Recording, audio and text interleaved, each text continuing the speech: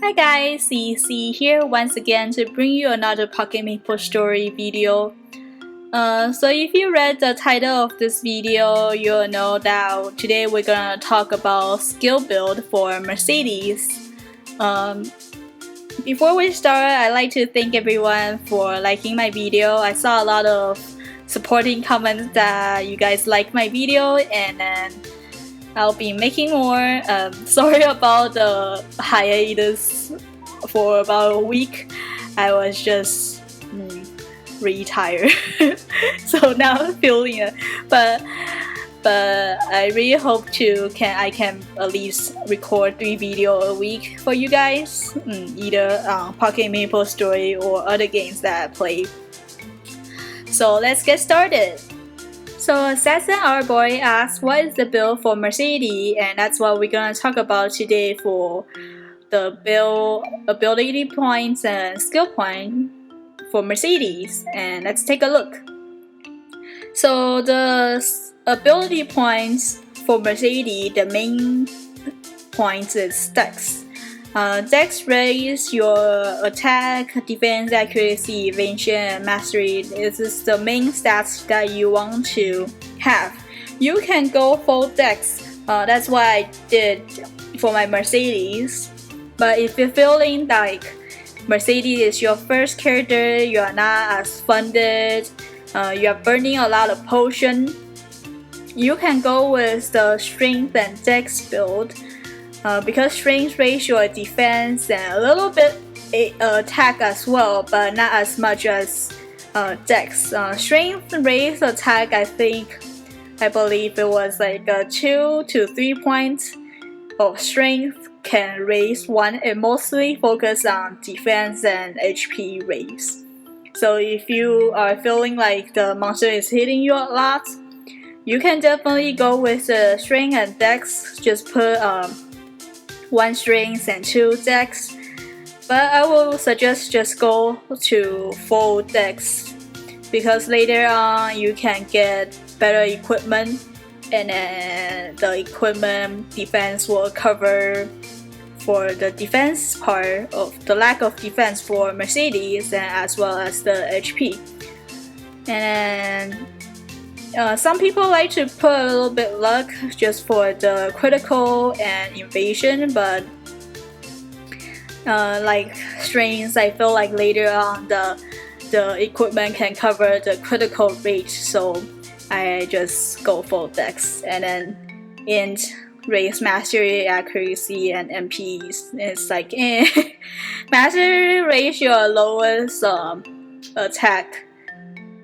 So if you have a higher mastery, you will have a higher attack base. Okay, so let's talk about the skill build. So on Pocket MapleStory, you only have 272 points to put into your skill. Unlike the original MapleStory game on PC, where you can pretty much max out all your skills, but on Pocket MapleStory, you kinda had to choose which skill that you want and then choose your path of skill to do with. So I would say pretty much all the class have 2 sets of skill build.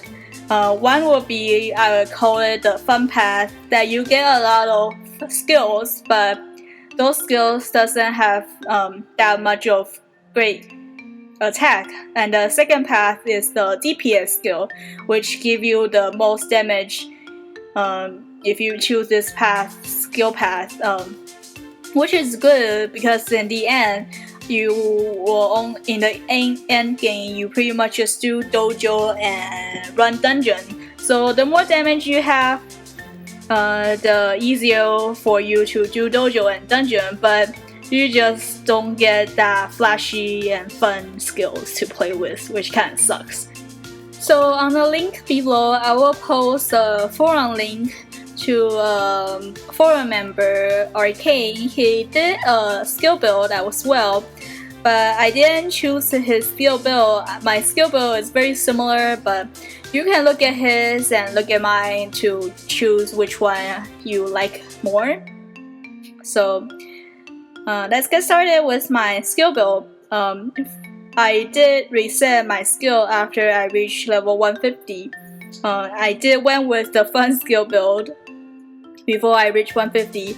I would suggest if you have the candy to spend with, just go with the fun path to play with all these skills. And then after you get to 150, just reset your skill to the DPS skill build. Yeah. So I'll talk about a little bit about the fun path that before I reset, I pretty much choose the Ishtar Ring and Legendary Spear. I really like Legendary Spear skill, but you need a lot of prerequisite to get to that skill, so it kind of sucks. And then like the prerequisite skill is not that great. Like Elemental Knight is not that great. Unicorn Spike is okay, but the other skill is not that great. So in the end, I choose the DPS skill. So let's take a look at that. So for the DPS skill, you pretty much just use Ishtar Ring as your main attack. So to get the most attack for Ishtar Ring, you will need a final attack and etc. So let's look at first job. For first job, you need 5 skill points into speed dual shots, and just put 1 point in acrobatic jump. You only need 1 point, extra point into it doesn't change that much. So only 1 point in acrobatic jump and 5 points into speed dual shots. Second job, max final shot. I max final attack for the dual bowgun, and I max physical training. Third job, put 20 points into strike dual shot, and then I max Oblivion roll.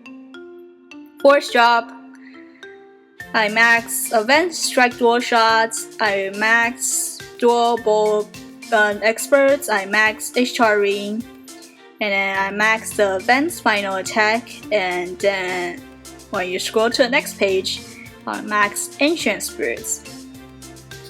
And I leave 21 points in defense break. So comparing to if you take a look on the forum link that I posted down below in the description box, my build is very similar to Mr. Arcane's build. The only difference is he maxed Spirit Infusion instead I maxed Oblivion roll. And then I don't really like my build so far because after I put my points, I think I should max out defense break and take that points from physical training, which he did. He left 6 points on physical training and then max defense break. At first, I didn't max out defense break because I saw that I only give accuracy and critical damage. But now I look it back, I feel like the critical damage is different from critical rates. Critical rates, you can get this boost from equipment when you cube your equipment.